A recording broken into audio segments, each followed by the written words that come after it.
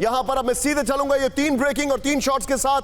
मैं अपने सभी मेहमानों से पुनः रिक्वेस्ट करूंगा कि सर थोड़ा सा अपना शार्प और कंसाइज रखिएगा reaction. General Sudhakar sir, I think I am not stepping over the line, और ये एग्जैजुरेशन नहीं है। पूरी दुनिया बहुत एजी हो गई है। पुतिन ने पूरी दुनिया में एक बहुत बड़ा ट्रस्ट डेफिसिट क्रिएट कर दिया है।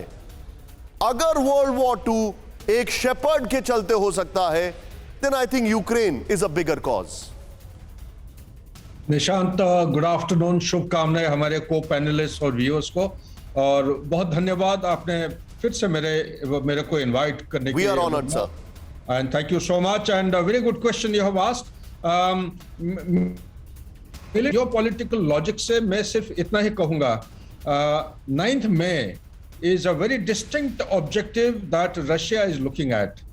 इससे आगे 58 दिन की लड़ाई के बाद एक कोई भी फोर्स हो विश्व में, उसका मिलिट्री फटीग एक सेट इन हो जाता है, और मिलिट्री ऑब्जेक्टिव 100% नहीं तो कम से कम 65 to 75% उनकी ऑब्जेक्टिव ऑलरेडी अचीव हो चुका है, जो कि पॉलिटिकल ऑब्जेक्टिव का एक हिस्सा है।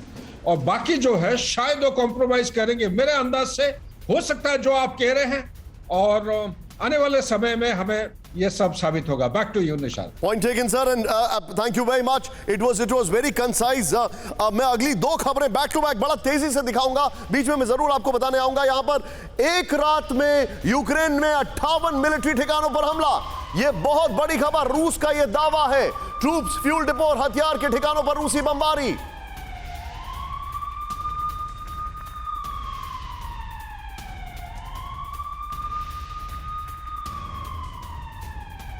के हमलों पर रूसी डिफेंस मिनिस्ट्री का यह बड़ा दावा है। मैं चाहूंगा इसके बगल में शॉट्स प्ले करें। रूस ने यूक्रेन के S-300 मिसाइल सिस्टम को भी निशाना बनाया। बड़ी खबर, मरियोपोल के मेयर का दावा, शहर में अब भी 1 लाख लोग फंसे हुए हैं। खार्किव में भी जबरदस्त बमबारी, यह भी हमारे पास इंफॉर्मेशन आ रही है। यह इस वक्त की बड़ी खबर मैं आपको बता रहा हूं। एक बार फिर से ये ब्रेकिंग न्यूज बताने जा रहा हूं आपको। यह बड़ी खबर है, एक रात में यूक्रेन के 58 मिलिट्री इंस्टॉलेशंस को टारगेट किया गया है। ट्रूप्स, फ्यूल डिपो और हथियार के ठिकानों पर रूसी बमबारी। यूक्रेन के हमलों में रूसी डिफेंस मिलिट्री का यह बड़ा दावा है। रूस ने यूक्रेन के S-300 मिसाइल सिस्टम को निशाना बनाया। मरियोपोल के मेयर का दावा, शहर में 1 लाख लोग अभी भी फंसे हुए हैं। यह बड़ी खबर है। इसके बाद एक और बड़ी खबर, यूक्रेन में रूसी हमलों की रणनीति में बड़ा बदलाव आ गया है। 58 दिन के युद्ध में रूस ने यूक्रेन पर कम मिसाइल हमले शुरू किए हैं, कम मिसाइल से हमले शुरू किए हैं। यह बड़ी खबर है। शॉट दिखाएं प्लीज। हर दिन 50 मिसाइल दागने वाला रूस अब हर दिन दाग रहा है 30 मिसाइलें। यह हमारे पास इंफॉर्मेशन है। 24 फरवरी को यूक्रेन में रूस की 100% कॉम्बैट पावर घटकर 75% रह गई है। ये दोनों ब्रेकिंग और दोनों शॉट दिखाएं, क्योंकि ये इंटर रिलेटेड है। यहां पर समझने वाली बात क्या है, जरा दिखाइए हमारे दर्शकों को। ये इंफॉर्मेशन ये है कि रशिया ने अब मिसाइल अटैक्स कम कर दिए हैं, क्योंकि वो अपने ऑब्जेक्टिव्स को अटेन कर रहे हैं। उनकी फायर पावर उन्होंने कम करके एक ही एरिया में कॉन्सेंट्रेट कर रहे हैं, पूरा स्प्रेड आउट नहीं कर रहे हैं।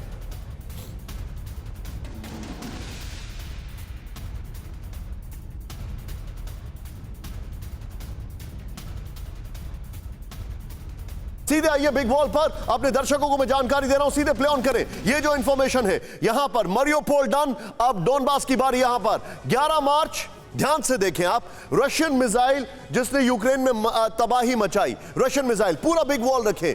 11 मार्च को रशिया ने 810 मिसाइलों से हमला किया। यह आंकड़ा बढ़ के 14 मार्च को 900 पर चला गया, 980 पहुंच गया 16 मार्च को। यूएस डिफेंस ऑफिशियल्स का यह दावा है।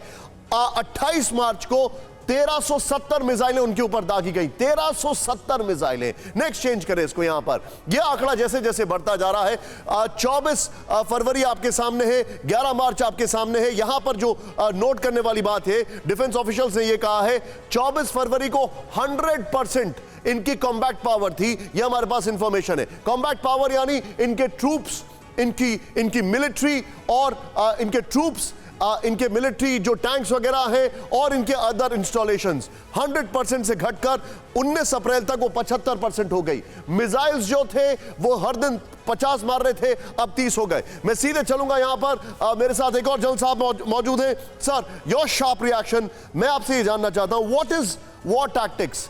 मेरा सवाल आपसे ये है सर, वॉर टैक्टिक्स क्या कहती है जनरल ए के चौधरी सर? अगर अपने ऑब्जेक्टिव्स ये अटेन कर रहे हैं तो इनकी फायर पावर भी कम होती जा रही है, नंबर 1। नंबर 2, क्योंकि उन्होंने डोनबास में फोकस किया है तो उनको इतनी बटालियन बीटीजीज की जरूरत ही नहीं है। जहां 120 थे अब वो 80 हो गए हैं। एकदम सही कहा आपने निशांत। जो एक प्रोफेशनली ऑपरेशनल हिसाब से मैं आपको बताना चाहता हूं कि रशिया ने अपने जो ऑब्जेक्टिव हैं जो उसको काफी हद तक अचीव कर लिया है, जैसा अभी सुधाकर भी बता रहे थे। और उन्होंने एक टाइमलाइन रखा था, उस टाइमलाइन में ऐसे लड़ाइयों में आगे पीछे होता रहता है। आज की तारीख में उन्होंने जो कीव का, उनको कभी भी उनके प्लान में नहीं था कि वो कीव को कैप्चर करे, ना ही वो यूक्रेन को करने का उनका प्लान था। उनका कैंप था उनको डीमिलिटराइज करना, उनको डी नाजीफाई करना, वो सब वो कर चुके हैं। और उनको डॉनबास रीजन में और मारिउपोल रीजन में उनको जितने भी यूक्रेनियन सोल्जर्स आए थे या जो भाड़े के सोल्जर्स आए थे उनको पकड़ना था, उनको न्यूट्रलाइज करना था। तो इन चीजों में वो बहुत ज्यादा हद तक कामयाब हो गए हैं। right, और इसी चीज को मैं okay please go ahead sir, please go ahead. इसलिए ये नंबर्स में हम नहीं कह सकते कि पहले उन्होंने इतने मिसाइल दागे और कम। आज की तारीख में जो रिक्वायरमेंट है वो पूरी कर रहे हैं। उनकी नीड्स कम होती जा रही है। लेकिन सर, मैं इसका एक बड़ा एग्जांपल आपको देने जा रहा हूं। बड़ी खबर है, पुतिन की फौज को फेज 2 के अटैक में मिली बड़ी बढ़त। ये बड़ी जानकारी हमारे पास है। रूसी जनरल अलेक्जेंडर द्रोवनिकोव ने बदली अटैक की स्ट्रैटेजी। सीरिया कैंपेन के द बुचर शॉट दिखाएं बगल में। द बुचर जनरल अलेक्जेंडर को फेज 2 की दी गई थी जिम्मेदारी। रूस के कब्जे में आए इलाकों को यूक्रेनी सेना के लिए छुड़ा पाना असंभव। द डेली मेल की एक्सक्लूसिव इन्वेस्टिगेटिव ये रिपोर्ट कह रही है, और ये बड़ी इंटरेस्टिंग रिपोर्ट है। परवाह देश की, सोमवार से शुक्रवार रात 10 बजे TV9 भारतवर्ष पर।